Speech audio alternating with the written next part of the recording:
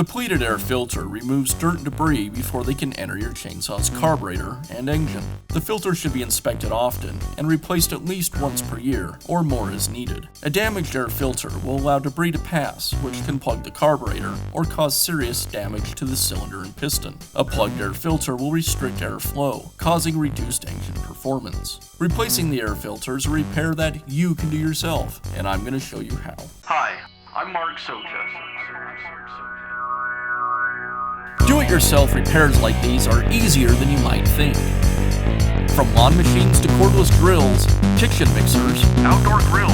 our how-to videos walk you through each repair from start to finish. So doing it yourself means never having to do it alone.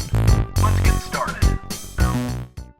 I'll begin by removing the air filter cover from the saw.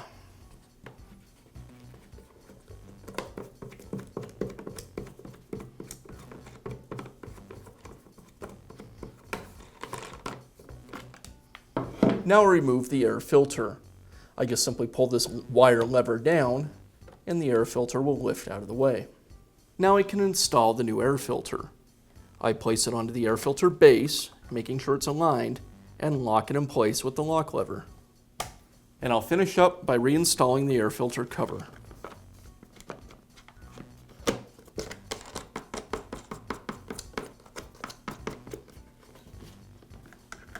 And that's how simple it is to install a new pleated air filter in your chainsaw. Be sure to check back often for new videos and expert advice. If you found this video helpful, give us a thumbs up